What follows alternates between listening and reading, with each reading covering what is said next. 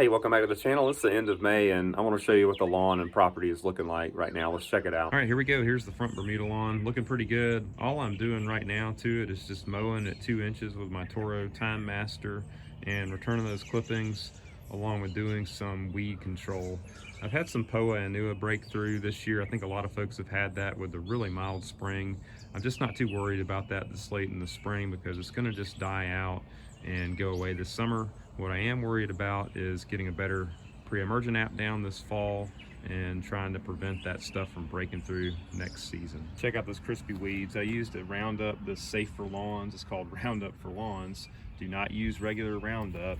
And I sprayed out all of my weeds a couple days ago, and you can already see how crispy they are getting. I'm not a weed identification expert. I think this is Creeping Jenny or Creeping Charlie, but that product is just doing an amazing job. And the good thing about Bermuda is it's so vigorous that once you spray those weeds out, you're going to see it start just taking over and dominating those weeded areas. Shrubs are starting to grow back after the hard prune. I sprayed Roundup in all of my natural areas in the whole entire yard, including the front flower beds. Starting to get crispy. Not looking too bad. It did take a little bit longer this season for the yard to really kind of green up and get vigorous.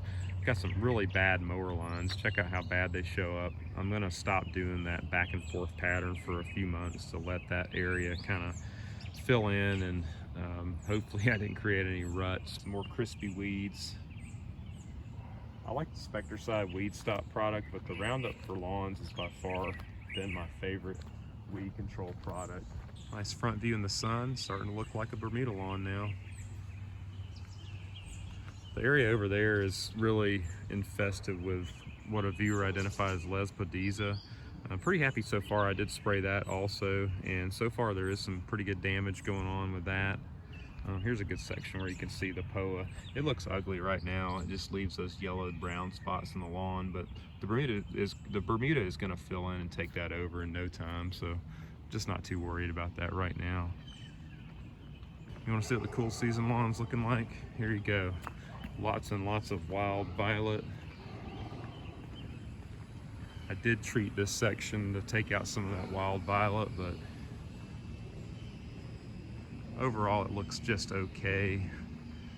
This is the time of the year where I've got so much shade in the yard that I don't do a lot of weed control back here. I don't do a lot of fertilization. I really don't even try to do more mowing than I have to do.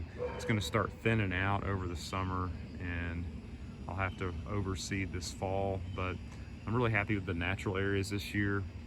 I left the leaves on them a little bit longer than normal, then I mulched them up with my old Toro recycler. I've done 2 applications of Roundup in these areas, and overall looking really good. Gardenias are starting to come back. They still look really rough. I don't think they're going to flower this year. So the cool season mix, if you haven't followed on the channel, this is a Jonathan Green Shady Nooks, and last year I added in some Texas bluegrass or solar green. I don't know, this year I'm really contemplating, should I just go with just a regular turf type tall fescue. That is the best cool season lawn to establish in Georgia. I just have so much shade, I'm not sure how well it would do, but I'm starting to think that with how crispy this gets in the summer, that the turf type tall fescue might be my best option. So I still got some of the seed left over from last year, so most likely I'm just going to use the same seed. All right, that's it for today. That's how the lawn is looking in late May. I want to thank you for watching, and I will see you in the next video.